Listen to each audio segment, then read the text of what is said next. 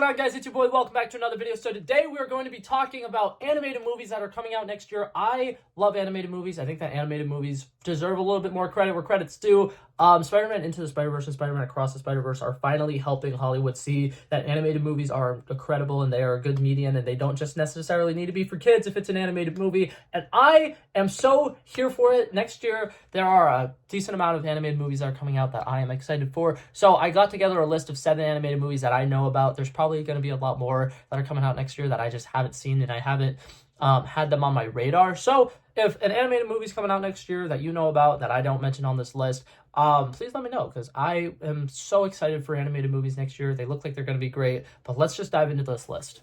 I don't remember if I said what I'm doing. I'm ranking them in my levels of anticipation for each of them. So with that being said, let's dive into this list.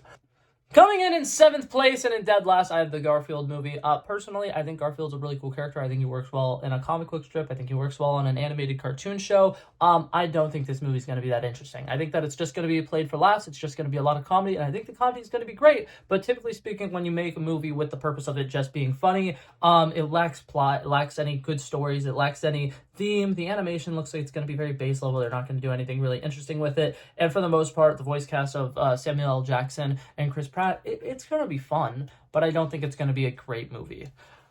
Coming in at number 6, we have Despicable Me 4.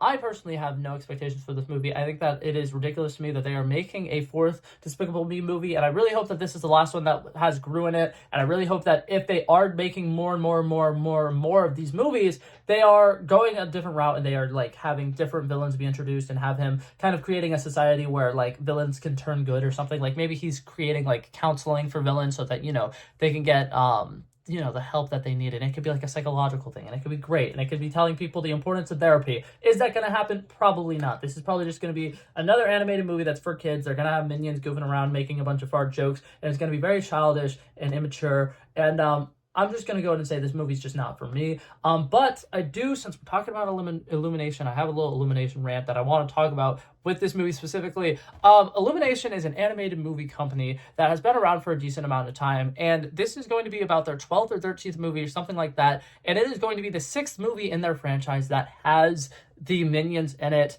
and I just want to go ahead and kind of like describe, like, that's insane. Like, that's crazy. They need to move on to something else as the company, because let me think about it. Let me put it this way. If Pixar, after making Toy Story 2, was like, oh my god, these Toy Story movies are doing really good, let's just start making only Toy Story related content, that wouldn't work very well. You know what they would start having? They'd start having, like, oh, here's this Toy Story movie that takes place, but there's no humans in it. It's just going to be the toys this time. Or, oh, there's going to be this movie that's a prequel from before Andy, and here's these toys way back when, and before they had, proper owners and stuff like that. And then there's going to be this Toy Story movie, and then there's going to be that Toy Story movie. And then half of Pixar's movies wouldn't exist because they're too focused on Pixar. Like, Pixar would be too focused on Toy Story that they wouldn't be making anything else. And that's basically what Illumination's doing. There are so much other cool stories that could be told. There's a lot of really interesting movies that they could be making. And even though they are the animation studio that most focuses on kids, they could come up with other concepts that would work and that kids would like. But they're so hammed in on minions, that it's driving me insane. And I really hope that this movie is a send-off for these characters, because Illumination needs to grow as a company. And right now, they are just sitting on the one continuity, the one IP thing that they have, and it is driving me insane. Coming in at number 5, I didn't know this one existed. I literally found it while I was doing my research for this video. It's called Orion in the Dark. It's a DreamWorks movie that's supposed to be coming out on Netflix, I believe. And the overall concept is really cute and adorable, and I really like it. So there's this kid named Orion.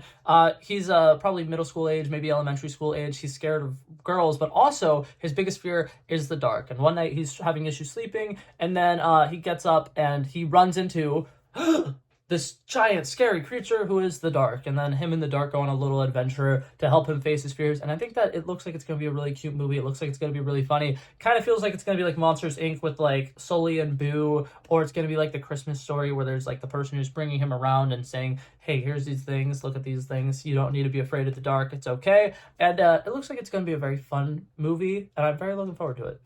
Coming in at number 4, we have Lord of the Rings, The War of Rohimmerim, or something like that. I don't know if I'm pronouncing that correctly. Future editing Blake put the name on the screen. I have no idea what this movie is going to be, but it's The Lord of the Rings, which is a really good franchise. They have some of the highest grossing movies of all time, and they have what a lot of people would consider one of the greatest trilogies of all time. So I definitely think that this movie has potential. I think that it has the source material to be really good, and I think that making an animated movie for Lord of the Rings gives a potential for it to be an animated movie that's more aimed towards an older audience. The war aspects of it can make it more of an adult movie, and I love animated movies that are not necessarily just for kids. So, although I personally am not a big fan of the Lord of the Rings movies, and I've never really cared about the fantasy side of things like that, I do have pretty decent expectations for this movie, and I think it has potential to be really, really good. Alrighty, and coming in at number 3, we have Transformers 1.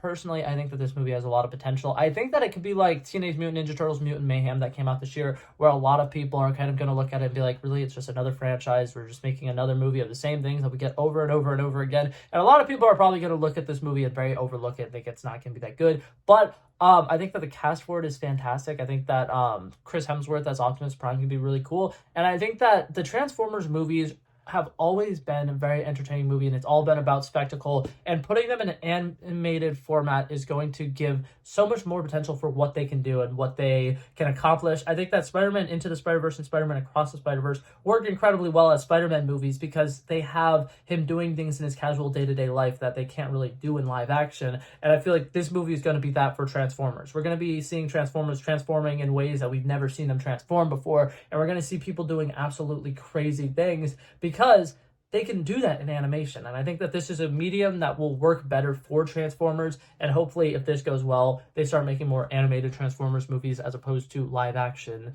and Transformers movies. Because although they are cool in live action, it leads to there being some sequences like in Transformers Rise of the Beast when they decided, hey, you are going to just be Iron Man in a Transformer suit now. I think that it switching to animation can prevent stuff like that from happening. Now, coming in at number 2 for me, this one was really hard to rank by number 1 and my number 2, but coming in at number 2, I got Inside Out 2.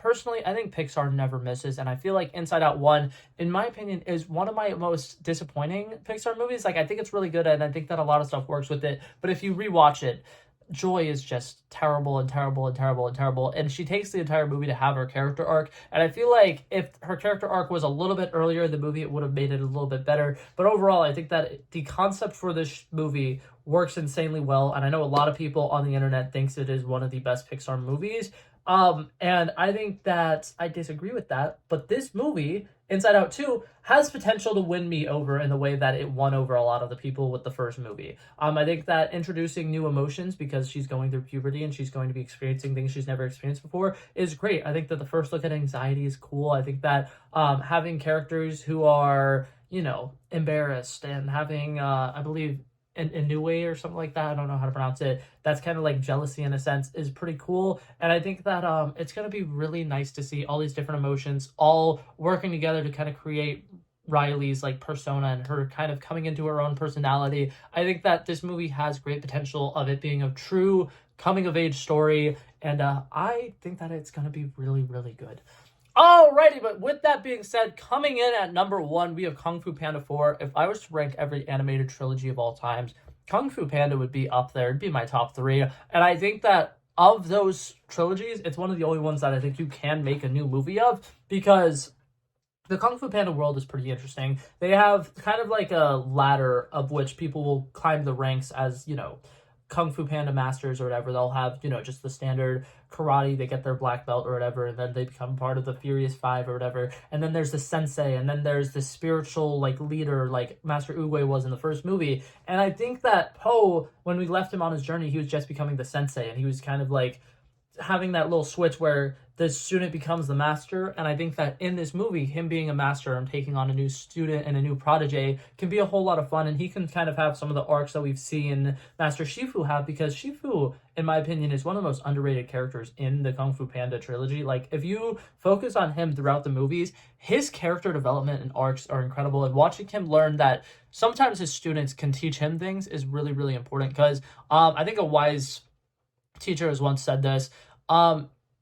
The teacher that I'm talking about is George Lopez from Shark Boy and Lava Girl. But a wise teacher once said, a good teacher learns from his students just as much as he teaches his students, which I think is really important. And in those movies, Shifu has that arc of him slowly learning from Po, and then eventually at the end of the movie, he asks Po if he could teach him how to master his chi. And I think that it's so great and it's so touching, and it's a very incredible trilogy.